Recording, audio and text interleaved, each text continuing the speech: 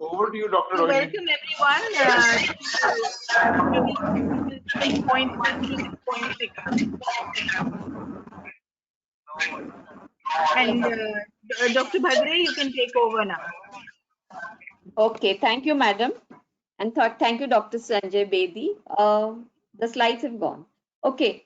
The competencies are from 6.1 to 6. And this whole team, group 5, has put in a lot of effort.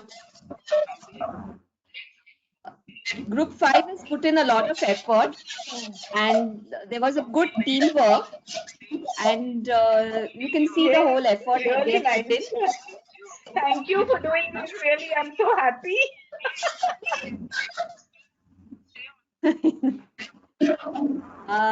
I think it was Dr. Saba had to do it. Oh, wow. Since she could not do it, I took over it. Anyway. Bye-bye. Thank you. Huh? Yes, yes. Hello. So now I hand over the mic to Dr. I pass on, ask Dr. Suchitra to start off with it. Okay. Dr. Suchitra, please go ahead. Yes, madam. Thank you very much. The CPM, I thank all the senior officers and faculty members who have engaged this team a lot, especially Dr. Romi, madam. Thank you very much, madam. Dr. Suchitra, can you come closer to the laptop? Your voice is quality is slightly low. Please come closer. Yes, can you be heard now? Yes, it's slightly better. Yes, sir. Yes, sir. I speak loudly. Dr. Milan is handling the slides. Dr. Milan, can you please change the slides? Next slide, please. So I'll be talking about competency 6.1. The next slide, please. So the 6.1 deals with discuss the metabolic processes that take place in the specific organs in the body in the fed and fasting states. So this will be competency given. The specific learning objectives for this competency are, at the end of the session, phase 1 MBBS students shall be able to define the purpose of metabolism. In that, the content will be in obtaining chemical energy, in synthesizing macromolecules required for specialized functions. The second lesson will be enumerate the 3 types of metabolic pathways. The content describe the catabolic, anabolic, and anabolic pathways with examples. The third SLO describe the stages of metabolism. The content explain the degradation of foodstuffs involving primary metabolism, secondary or intermediate metabolism, and the transport of the reduced equivalents through electron transport chain. Next slide, please.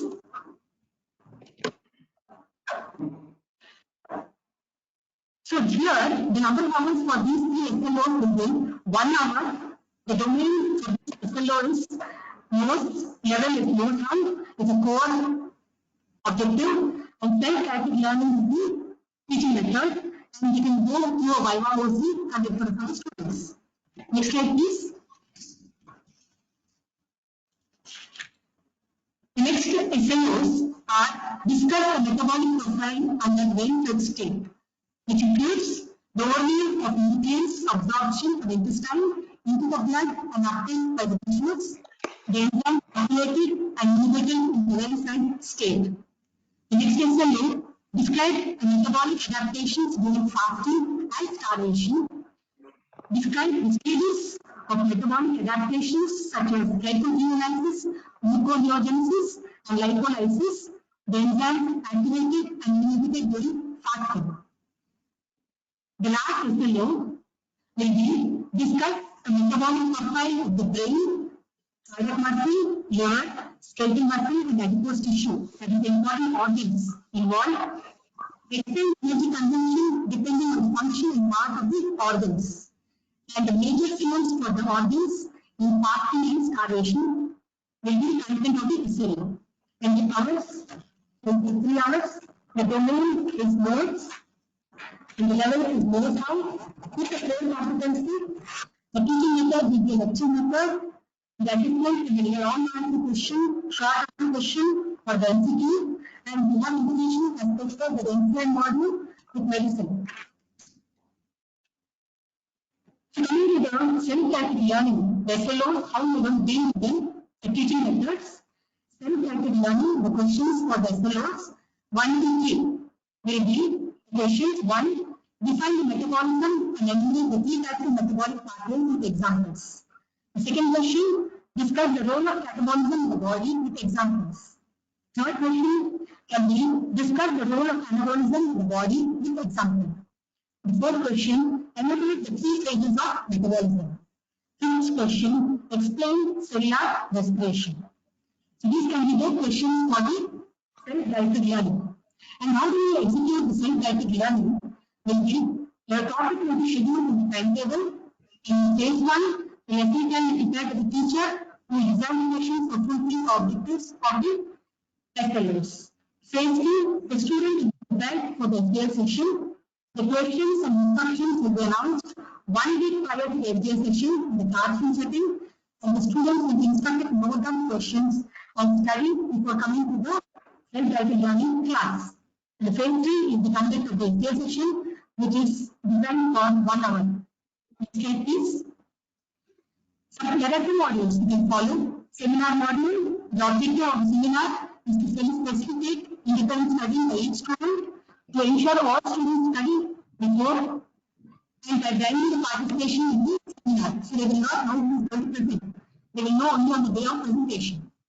All the didn't come.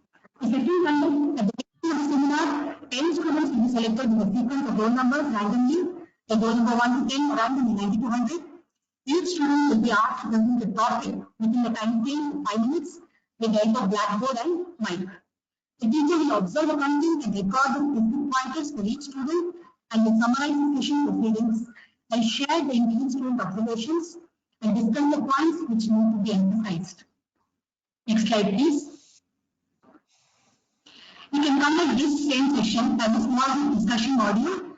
The objective is to enhance learning and facilitating of peers by the students. The session conduct, instructions are conducted by the teacher. Before the session, 5 groups of 30 students each will be formed. Each group will be allotted a topic and give 20 minutes to discuss on the topic. To each group, or the group representative will present the topic, making use of flip charts and a mic for 3 to 5 minutes. The teacher will observe the content and record the specific pointers like before, and share the observations of the group activity and discuss the points which need to be emphasized. So this is the conclusion of the small discussion module. Coming to the vertical integration as designed by the NCL with medicine, which is an nesting process. The phase 1 will be a lesson plan by the teacher, designing the same topic content of the integration component for fulfilling objectives of the SLO. Identifying the contents which needs to be delivered by the parent department, that is biochemistry, and the department participating in the integration, that is medicine, in this SLO. Phase 2 will be preparing the collaborating department, that is medicine, to start working for the vertical integration, discussing with them before the session, discussing discuss regarding the SLO and what is required from their side for the session. Phase 3 will be conduct of the vertical integration instead, which are part of 2 hours. It can be a daily lecture given by the parent department and the medicine department, followed by clinical case scenarios. For example, they can discuss about the biochemical changes encountered in relations of fasting in the people participating in fasting times. Because this is for SLO 3 to 6. So I hand over the session to Dr. Miller for 6.2. Thank you. Dr. Miller will take. Dr. Miller. Okay. Thank you, everyone. Thank you for the good chance. This competency has been prepared by Dr. Niranjan Gopal and Dr. Manju KS. Because of their prior commitment, they are right now not available. So I'll be just going through their competency. So Time is approximately 3 to 3.5 hours for this competency. Competency is describe and discuss the metabolic process in which nucleotides are involved. So we have divided this competency into three sub-competencies, that is chemistry of nucleotide, where we are going to discuss identification of purine bases and their derivatives, identification of pyrimidine bases and their derivatives, identification of structure and types of nucleotides, and nucleotides, deoxynucleotides and cyclic nucleotides. Plus discuss the function of nucleotides and their derivatives, analogs of nucleotides, uses of these nucleotide analogs in medicine. The TL method will be like either through lecture or small group discussion and STL. Second is discussion regarding the metabolism of purine nucleotides, that is will be around taking 2 hours. Here the SLOs will be enumerate the sources of heteroatoms of purine ring, describe the de novo synthesis of purine nucleotides, explain the formation of AMP and GMP from IMP, describe the salvage pathway of purine nucleotides with its significance, discuss the conversion of nucleoside monophosphates to diphosphates and triphosphates, discuss the conversion of ribonucleotides to deoxyribonucleotides, explain the regulation of purine biosynthesis, inhibitors of purine biosynthesis, describe the catabolism of purines and their rate limiting steps. Here TL method will be through lecture. Third is metabolism of pyrimidine nucleotides, which will take around 1 hour. The SLOs are enumerate the sources of heteroatoms of pyrimidine ring, de novo synthesis of pyrimidine nucleotides, discuss the synthesis of deoxyribonucleotides, explain the regulation of pyrimidine synthesis, mention the inhibitors of pyrimidine synthesis in the form of anti-cancer drugs, and mention the end products of catabolism of pyrimidine nucleotides. Again, the TL method will be either through lecture or small group discussion. So now I am just completing this competency, and I am handing over the mic to the Dr. Molalisa Biswas. Thank you. Thank you so much, sir. I am presenting competency 6.3, which is prepared by Dr. Nagalakshmi and myself. It pertains to describing the common disorders of nucleotide metabolism.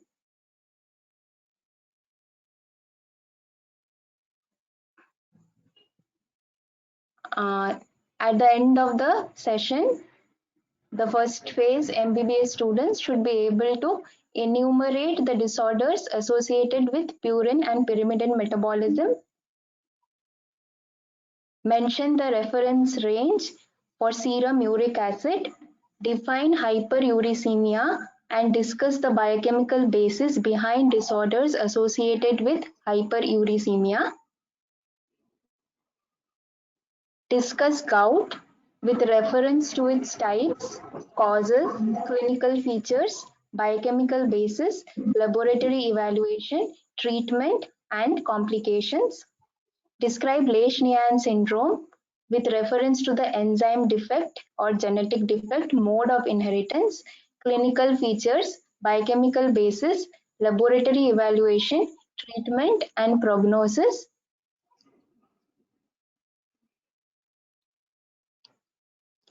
Discuss severe combined immunodeficiency with reference to its genetic defect, mode of inheritance, biochemical basis, clinical manifestations, laboratory evaluation, treatment, and prognosis. Discuss the scope and trials of gene therapy for severe combined immunodeficiency.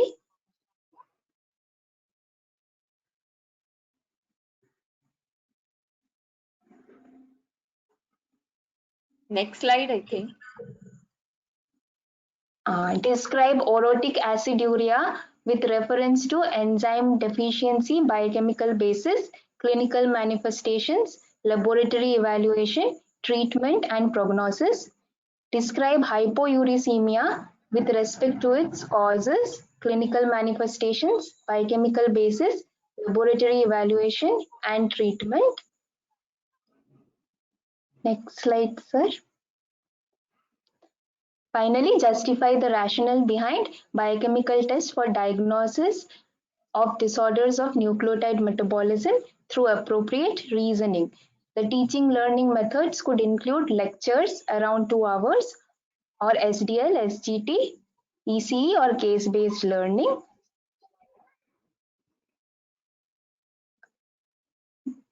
Integration could be done for the following topics: gout with general medicine, Leishman syndrome with pediatrics, SCID with pediatrics and pathology, orotic aciduria with pediatrics. SDL could be used for the following topics: for explaining Leishman syndrome, severe combined immunodeficiency, Next slide. orotic aciduria, hypouricemia. Small group teaching could be used for the following topics such as Leishman syndrome through interactive seminars, SCID through presentation of concept maps, and the last objective, rationale behind the biochemical tests through case discussions. ECE pertaining to this competency is gout, which would be presented in detail by Nagalakshmi ma'am at the end of the session. Now I'll present competency 6.4. This has been prepared by Dr. Pratima. The approximate time would be 1 to 1.5 hours. This competency pertains with discussion of the laboratory results of analytes associated with gout and Leishman syndrome. At the end of the session, the phase 1 MBBS students should be able to state the normal reference range of serum and urinary uric acid in males as well as females, define hyperuricemia and enumerate its causes, explain the biochemical basis of gout, explain the biochemical basis of Leishman syndrome, interpret the lab results of a patient suspected of having gout or gouty arthritis, interpret the lab results of a patient suspected of having Leishman syndrome. The teaching learning methods could be small group discussion and self-directed learning. This competency could be assessed through SAQs, MCQs, and Viva voce. Leishman syndrome could be taken as a SDL topic where reference materials could be given to students a week before. Next slide, sir. In the classroom setting, the students could be divided into batches, and the case scenario, they first discuss the specific learning objectives, then finally a case scenario along with the biochemical parameters of the case would be displayed to the students again. So these are the SLOs pertaining to Leishman syndrome module for SDL. I'll just rush through it. Next slide, sir. This could be assessed, this SLOs could be assessed through MCQs, fill in the blanks or match the following.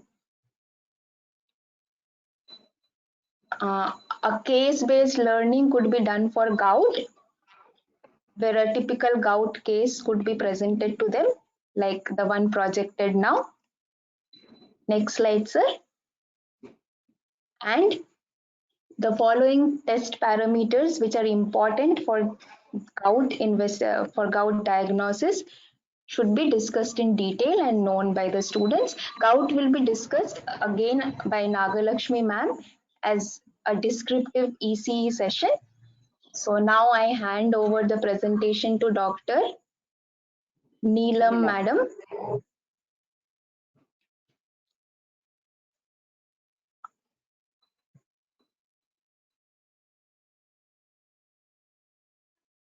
Dr. Neelam, unmute yourself.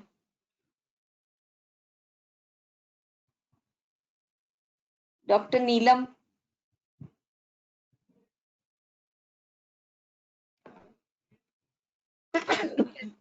Dr. Neelam. Hello. Hello. Hello. Yeah, we can hear you. Okay. Yeah, thank you, ma'am.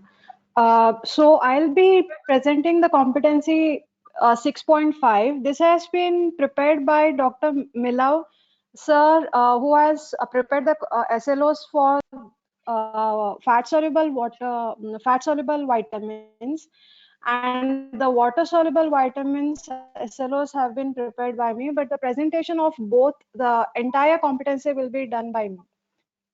So approximate time is around, together for both is around 3 plus 2 hours, so it's 5 hours. So the competency uh, is to describe the biochemical role of fat soluble vitamins in the body and explain the manifestations of their deficiency. So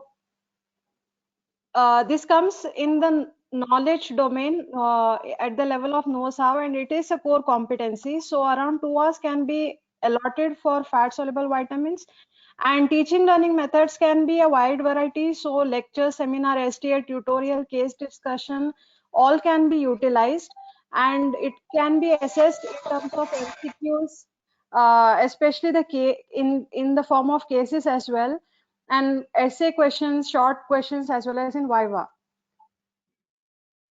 So the some of the SLOs are similar to each of the vitamins. However, they have some points that are particular to them. Going from the start, they have to be able to define what are vitamins and know the classification, fat and water soluble. And then in vitamin A, apart from the usual, that is sources and recommended diet, deficiency and manifestations, they should be able to know the types and how they are synthesized, how each can be converted to other. Very importantly, its role in vision and its Ward's visual cycle, and also how it is used. It is useful as an antioxidant. And the next one will be for vitamin D, especially it's very important that their biochemical functions, they should be able to describe on intestine, bone and kidney, and their synthesis and activation, all the steps should be able to describe. And the deficiency diseases, special importance to rickets and osteomalacia, as well as the toxicity effects. Vitamin E is relatively less time can be allotted. So apart from its biochemistry sources RDA, its biochemical functions and noteworthy deficiency diseases can be mentioned. For vitamin K, apart from sources and RDA, its biochemical functions and the vitamin K cycle can be, they should be able to describe, as well as the deficiency manifestations. So this is an example of a case uh, wherein this is a 60-year-old woman who has come to the clinic with complaints of muscle weakness and hypotonia. On examination, she showed waddling of gait and knock knees, and she has a history of normally wearing parda and is not exposed to sunlight. She exhibits signs of nutritional deficiencies also, and lab findings showed low calcium levels and elevated ALP and PTH levels. So this can be a case where it is taught in vitamins, and then it can be interrelated if they are taught about other topics like minerals. So they should be able to interrelate with calcium as well as with the enzymes, that is ALP and the hormone parathormone. And they uh, what suitable treatment also can treatment is suitable for the said patient. So the next is uh, okay, so the same competency, we have water soluble vitamins. Not all of them need to be taught in the lecture hours. So some of the teaching learning methods can be seminars, STL, and their same lectures can be taught in a way that they are reinforced as case discussions in SDTs, and they can be assessed with the same MCQ, essay questions and Viva voice. So I will not repeat the SLOs again and again. All of them are almost similar to each other. Uh, for vitamin C, special emphasis may has to be paid on biochemical functions. It has to be on detail. So its deficiency disorders and its therapeutic uses. And then for the rest of the B complex vitamins, so that will include their coenzyme forms, their biochemical functions. No, so just show the thiamine. So the thiamine slide. Uh, One slide earlier. okay, so their coenzyme forms, their functions, absorption. Yeah, this. Okay, so the absorption deficiency. Deficiency disorders, therapeutic uses, and antagonist as well. There are certain snippets of information that can be told to them which may not be in the textbooks. Like, for example, how thiamine is used as one of the components of coma cocktail, and what is its relation to alcohol. So all those things, small information can be added up in the SLOs. Then riboflavin, similar SLO, uh, all the components can be discussed: coenzyme forms, functions, deficiency disorders, and antagonist. Next slide, sir. For niacin, similar ones, all the deficiency disorders and everything, therapeutic uses. So here also they can be asked to learn, like some of the physicians give niacin for LDL cholesterol. So students who are interested to know some of the things can be introduced so that it can make them interesting. And again, they should be able to emphasize on the relationship with tryptophan.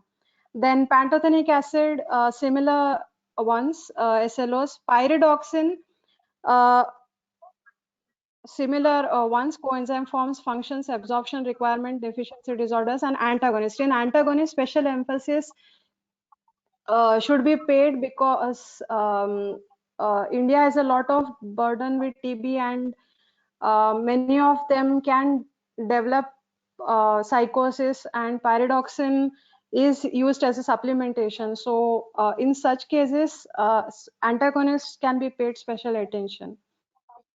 Next one, okay, so folic acid and vitamin B12, these are ones that require a little longer time, uh, can be allotted.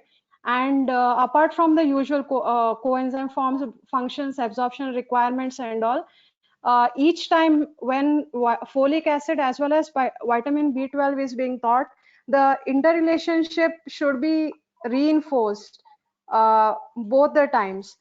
And folic acid, the one carbon metabolism must be taught in detail. And the B12, again, similar. These two can be taught because they're involved in anemia, they can be made case-based as well. So the next can be biotin. This is this as well can be thought as a case base because some of the IM related cases can be they can be exposed. Uh, some of the neonates that can have biotinidase deficiency, so that way absorption can be highlighted. And then there is a small topic, choline. They may be exposed when they thought about fatty liver and fat related topics, but this can be added as an STT or seminar or an STL, just to complete the topic. The biochemical functions can they can, it need not be assessed, but they can be asked to read and come as a nice to knows. So this is just a breakup of all the vitamins where relative importance can be shown. So vitamin B12 and folic acid, as well as vitamin C, will take up a longer time. And some of the vitamins like riboflavin, biotin, and pantothenic acid, which are slightly easier to learn, can be instead shifted to seminar.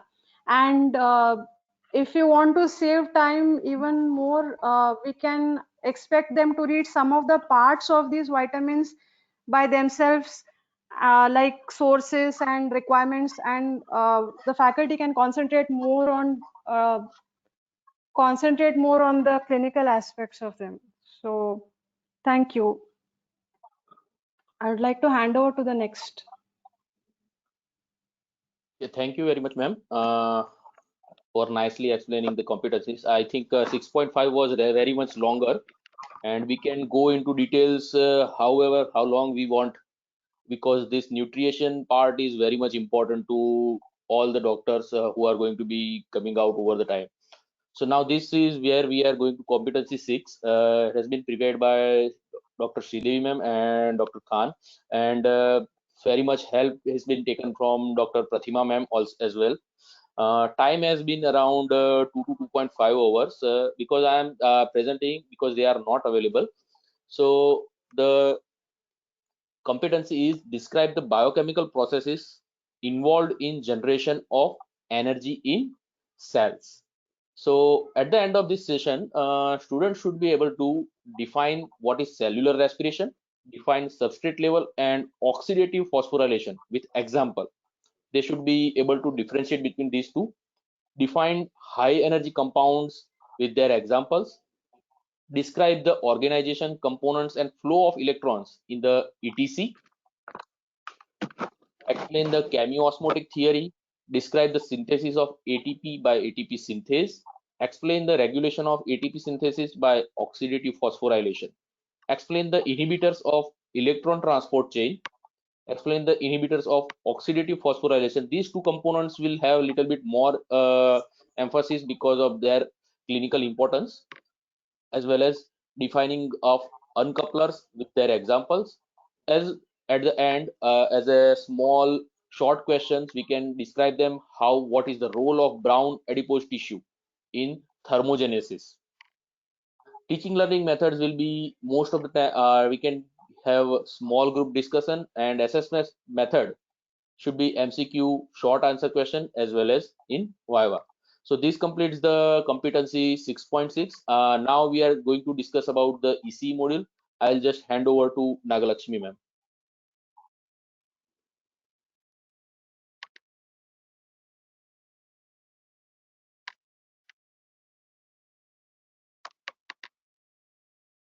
Dr. Nagalakshmi.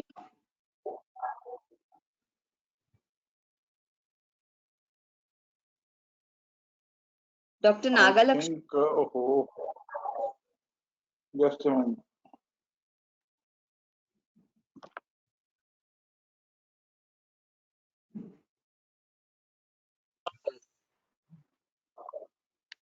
Yeah, she's Hello. there. Hello. Can Yeah. someone unmute? You are. You can hear yourself. Dr. Hello. Nagalakshmi, please unmute yourself. Yes, sir. Thank you so much, sir, for bringing us all of us together under one single platform. Now, I would like to explain a module regarding early clinical exposure, and we have chosen the competencies BI 6.3 and 6.4 for the same, which relate to the disorders associated with nucleotide metabolism and analyzing the laboratory data generated from a case of disorders of nucleotide metabolism.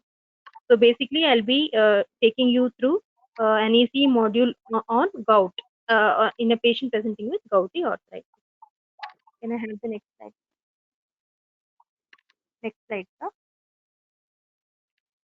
Okay, fine. We would like to execute this module in a hospital setting by having a patient of gout in medicine ward. In case we cannot afford to, we cannot have a gouty arthritis patient at that point of time, we also plan to execute the module virtually, either in the form of case discussion followed by interpretation of laboratory results, or by a role play, or by a video demonstration.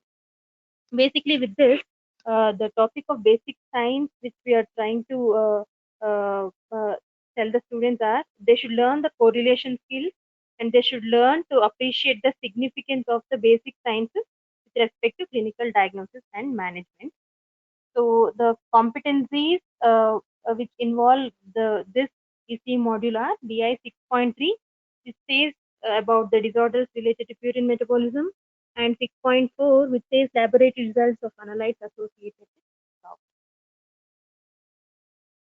So after the session is completed, we want we want to educate the students regarding the importance of basic sciences and understanding the biochemical basis or pathophysiology of a disease process, how basic sciences are important in arriving at a diagnosis and managing them. So these are certain objectives which the phase 1 students are expected to learn at the end of the session. So they should be able to appreciate the clinical features of cow, understand the biochemical basis behind each of the clinical features, justify the relevance of various laboratory investigations ordered in case of a gout, interpret the laboratory results with respect to that clinical context, arrive at a provisional diagnosis, explain the basis of treatment of a patient with gout, and even counsel the patient and family members about the dietary or lifestyle modifications in order to improve his or her quality of life. So while we tell the students regarding the importance of counseling the patients and the caretakers regarding the lifestyle modifications, we also emphasize the significance of communication skills in clinical practice, which comes under AdCom module 1.4. Next slide.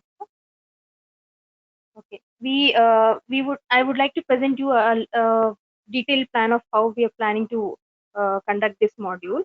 So at the end of the lecture class on the nucleotide metabolism, students will be informed that they will be witnessing a case of gout. So, and they'll be asked to read up the literature regarding the gout and the other disorders as well associated with nucleotide metabolism before they come to the ECE session. Then, on the day of ECE, patient's history will be taken and examination will be performed in front of students. The students are asked just to observe the entire process, and we want them to appreciate the importance of observational skills as well. Next slide. At the end, the students will be asked to come up with their ideas regarding the case. So once the history has been taken and the examination has been performed, since the disorder would be described in the theory class itself, we would ask the students regarding their ideas regarding the case. So each student leading us towards the case will be appreciated, and after a while, the entire case scenario will be summarized and discussed with the students.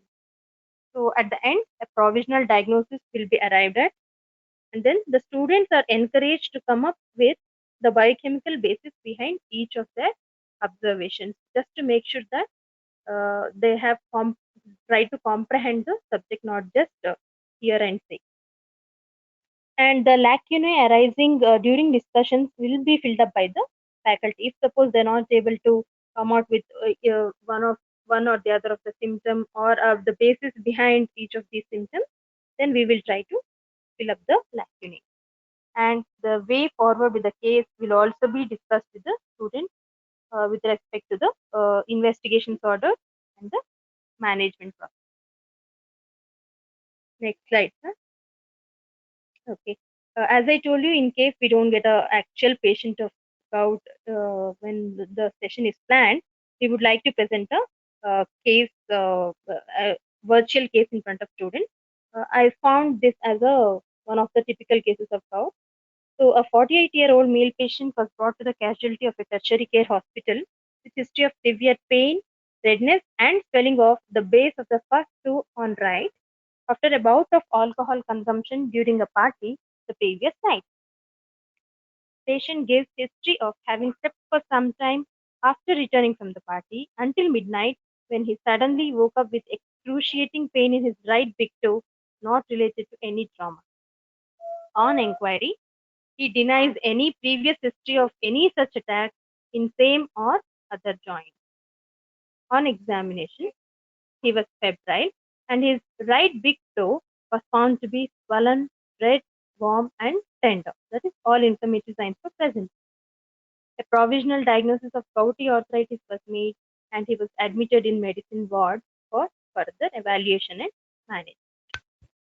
So we also would like to show the picture of a picture of the affected right toe, and then the biochemical reports will be presented to the student, wherein the serum uric acid turned out to be 11 milligram per deciliter. We also present the reference intervals to them for their easy understanding and comprehension.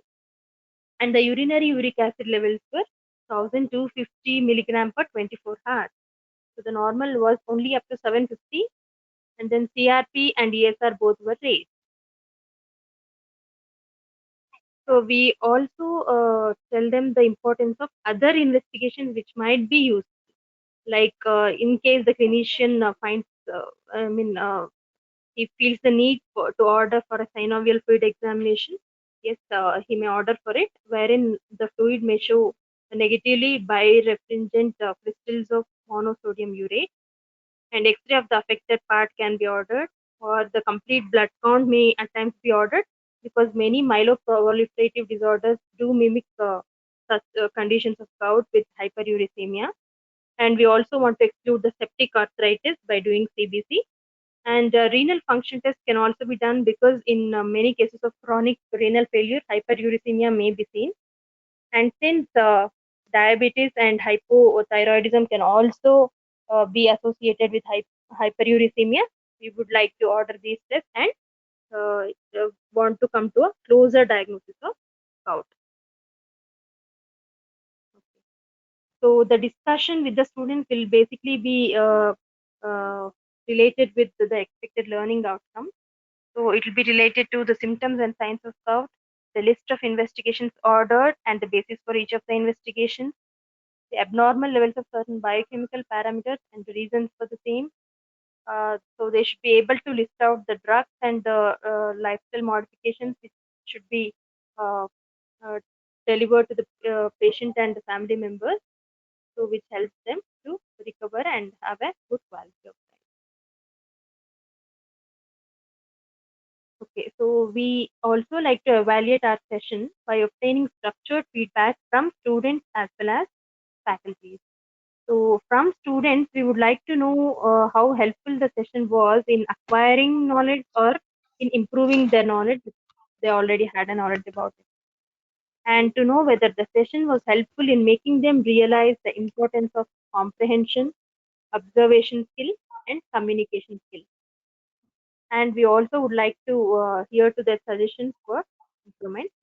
And we also would like to obtain feedback from faculties to know if the desired objectives were met and to learn about the scope for further improvement. So the assessment part of this session can be done in the form of the written questions, the form of modified essay question by presenting a case and then followed by questions, or a short answer question. The questions can also be asked during viva voce examination, or a case scenario with lab report interpretation can also be given as an exercise in practical examination to test higher level functioning, that is knows how, test their comprehension and application of the knowledge. Okay. And we would like to allot the time for each of these sessions in this way. So we'll be introducing, and then we'll be allowing for group division and instructions, which will roughly take around 20 minutes, and exposure to the clinical case and discussion regarding the case for roughly 90 minutes, and summary of the case and conclusion will be arrived in 10 minutes, and an assignment will be provided to the student for 30 minutes. They'll be working on it, and then we'll be asking the students to write their reflections upon the ECE module, which might roughly take around 30 minutes. So the entire duration for completing this module successfully would be 3 hours. With this, I would like to complete the session. Thank you so much. Okay. Thank you, Group 5. And Dr. Milav had taken the lead, and I think others then really chipped in and have put in a lot of work. The session is open for any questions. Anyone wants to ask questions can go ahead. Yeah, no, well done. I think it was, this is a, competency which has so many different aspects yeah, all put in. aspects. And that Yeah. is the reason why we broke it up into 2 days, because I thought that it would not be feasible for us to do justice to the whole competency in one sitting. So congratulations. I think you've really done a good job.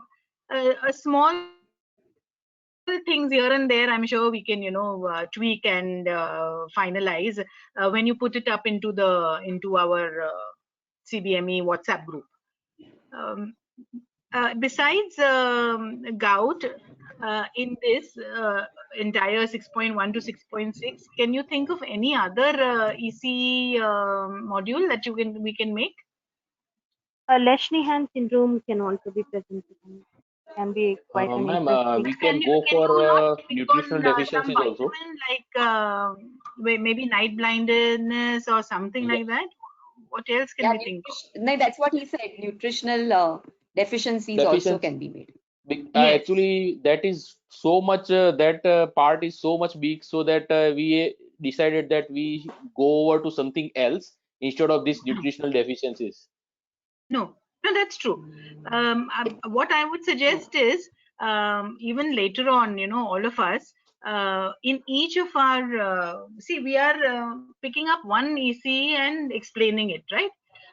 But somewhere we can just choose, all of us, for all the competencies, can decide which EC topic to take, which all we can, other topics we can think of. That is also what we could do. Dr. Neelam also had stressed on some part of it, case-based learning and EC. But the problem was it was very big, na? So that is Yeah. why they. No, I agree. This is just to open everyone's minds Yeah, to do yes, something yeah, more and extra later on. I'm not saying yeah, we should do it all now immediately, but this is food for thought for the next year. yes, definitely. Good. Slowly, each department can sit and think about it like this, on these Yes. lines. Anyone else Anything wants else to? that anyone else wants to say?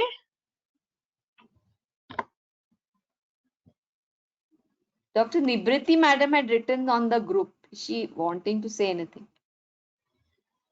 Dr. Nibriti madam.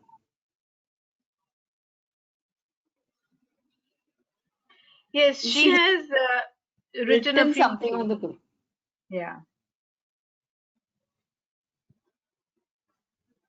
So I don't think anyone any questions I, are there. I, I have unmuted you, Dr. Nibriti, ma'am.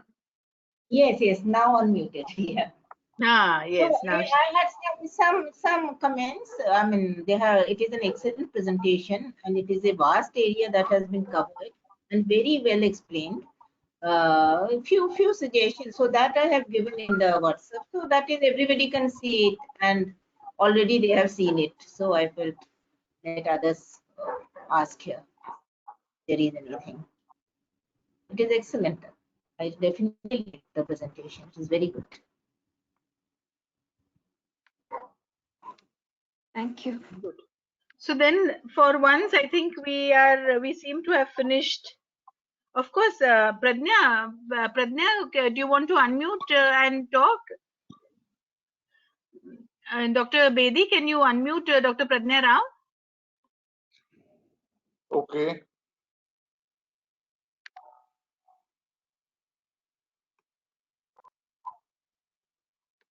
Yes.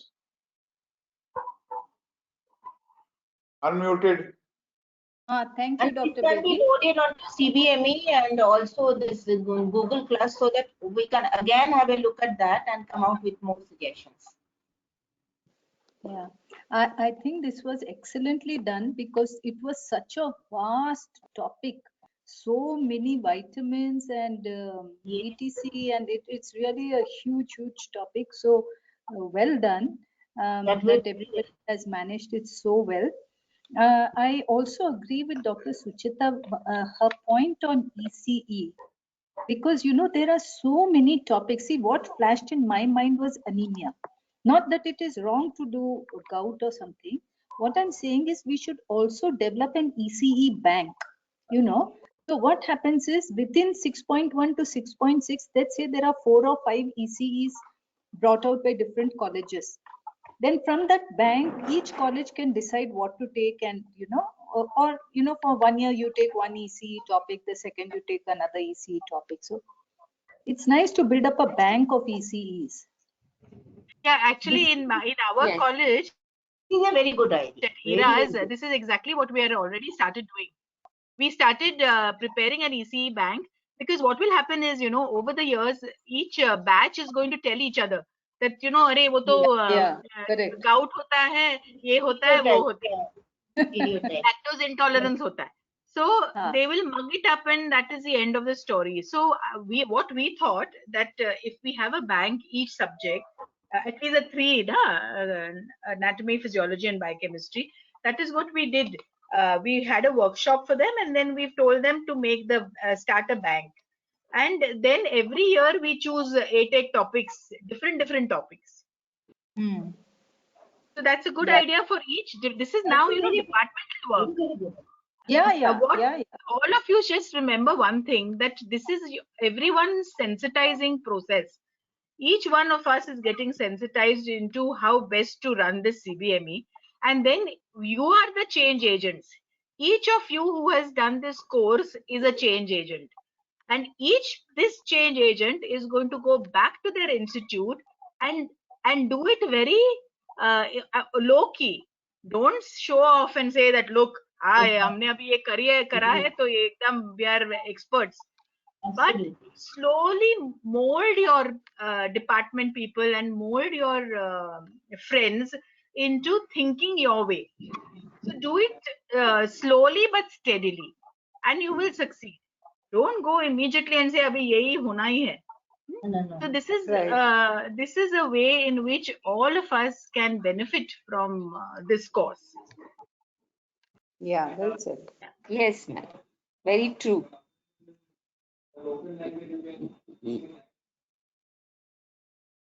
Very true, madam. That is, yeah, we can do it.